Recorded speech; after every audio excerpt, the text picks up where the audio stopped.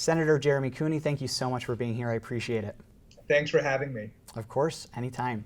So you chair this committee. It's a new committee this year called Cities 2. It was created because the original Cities Committee is really about New York City. So your committee is about these cities upstate, like the one that you represent, Rochester, Buffalo, Binghamton, Albany, all of the above. So we have a new governor. I'm wondering how you think a Governor Kathy Hochul will change the state's interaction with these cities.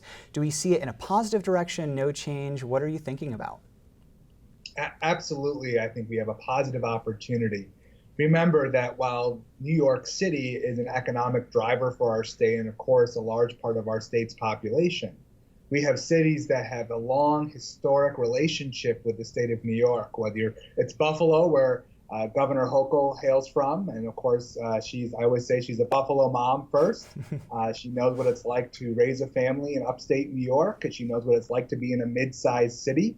But of course, cities outside of New York City, that could be on Long Island, that could be in the Hudson Valley, that could be in the amorphous blob we try to define as upstate New York. Right. But again, I think what we have noticed and what we have observed is a consistent disinvestment from these cities by the state of New York over decades. It's not about blaming one governor or another. It's about a recommitment by the New York State Senate majority to investing in these cities, both financially and through policy. So tell me what that money would go towards. Are we talking just about economic development programs? Or are we talking about infrastructure, maybe all of the above? Well, I'm a big data person. And so if you look at the census information that came out just a few weeks ago, while we saw overall the state's population increase, we saw that upstate cities proportionately fell behind, of course, New York City. And I know that Governor Hochul understands this. Of course, she's a native of Hamburg, New York, part of Buffalo, but she also has been through these upstate cities during her tenure as lieutenant governor. She's been all the way up to Plattsburgh. She's been down to Binghamton and Elmira. And of course, she's been along the Thruway many, many times. So I think that's a real new opportunity for the state of New York to invest in our cities. Yeah, the governor has been to more places than the previous governor in the state, more counties, more localities, and that's almost a function of the LG sometimes, is that you do go to these events, all these ribbon cuttings, but also just meeting with local officials and trying to figure out how you can help in your position. So that being said, she has gone to all of these cities. You represent Rochester, and obviously you're familiar with all of these cities. What do you think are the immediate pressing needs of these cities? Obviously, it's going to vary city by city, but what are these overall blanket problems that she could possibly help deal with? Well, I think it depends on, as you noted, the focus of each city, right? So, for example, way up in the North Country, there are probably tourism opportunities that we can't necessarily match in other parts of the state. Certainly here in the Finger Lakes region, we also try to promote our tourism. So investments in what brings conventions, what brings groups, what is the infrastructure that is required to have those types of investments come. But I do think that there are also some common threads among these cities, which gives me a good opportunity to talk about a new tour initiative that we're going to be doing through the Cities 2 Committee in the Senate, launching next week. We're calling it the Regenerate Tour, and the key is 8. There are 8 cities. So the big 5 cities outside of the city of New York, that's Buffalo, Rochester, Yonkers, Syracuse, and Albany, plus 3 mid-sized cities in the middle of our state, Plattsburgh, Utica, and Binghamton. Mm-hmm. So we're going to be visiting those 8 cities over the next 2 weeks in my capacity as the Cities 2 chairman. And we're going to be working with the senators, both in the majority and minority parties, in each of those areas to identify what those common threat issues are. And one of those issues, and I know whether you're in a rural setting or whether you're in an urban setting, is poverty.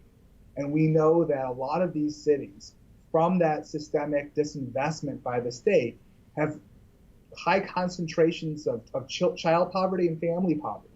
And there's an opportunity to learn and to make those investments and correct those wrongs so that all New Yorkers can benefit as we go into the economic recovery post-COVID. Yeah, I'm thinking of Binghamton, which you mentioned. I'm from a small town right outside of Binghamton, and as I was growing up, you could just see the city of Binghamton just decline and decline and decline. And now there's a little bit more investment, I think, by sponsors in the city and maybe the county as well. But these cities really have a tough time because of these major issues, and a lot of the time it's out of their control. Like in Binghamton, I believe it was IBM that shut down, and that was a huge, huge workforce loss for just employers there. Are there any ideas that you have immediately before your tour that maybe could be implemented, not obviously not immediately, but that would help these cities kind of boost that economic prosperity that we're all hoping for someday? Absolutely. And of course, representing Rochester, the home of Kodak and Xerox and Bausch and Lomb, we too have seen that disinvestment from big corporations. But one of the things that I think we could do, and it's one of the questions I'm going to ask on the Regenerate Tour next week, is what could we be doing as a state to incentivize talent, workforce talent, to come specifically to upstate New York? We know that New York City doesn't have any issues attracting and retaining population. So for me, it's could we economically incentivize recent college graduates or graduate students, tech entrepreneurs who maybe don't want to live in Northern California where the cost of living is so high, or maybe they don't want to live in the southern coastal regions where we're seeing increased flooding due to climate change? Can we attract them to a good quality of life where they can buy a home and they can buy a car and they can live in a good quality of life with good public schools in New York? But can we actually make that financially feasible? And we've seen other states do this far more effectively, like the state of Maine, for example, where they actually financially incentivize student loan payoffs for recent graduates to move back to the state of Maine. So those are the types of creative public policy solutions that I hope that our committee can focus on next session.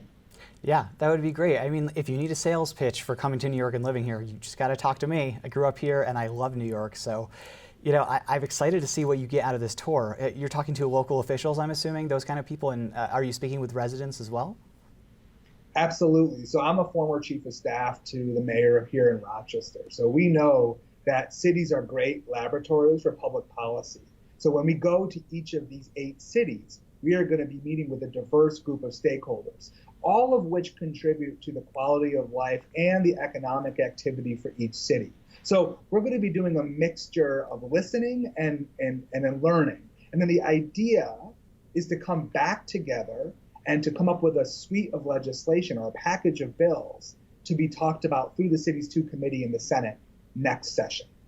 I'm excited about it. I'm excited to see what you find out. This is the first time in recent history that I can think of where there's been a bipartisan listening tour kind of approach on how we can lift these cities up. I feel like we often just see New York as a general kind of how do we make this state better, but I think it'll be useful to see the unique items that make each city really somewhere special to be and somewhere special to live. But we'll leave it there. State Senator Jeremy Cooney, Chair of Cities 2, thank you so much for being here. I appreciate it. Thanks for having me on today.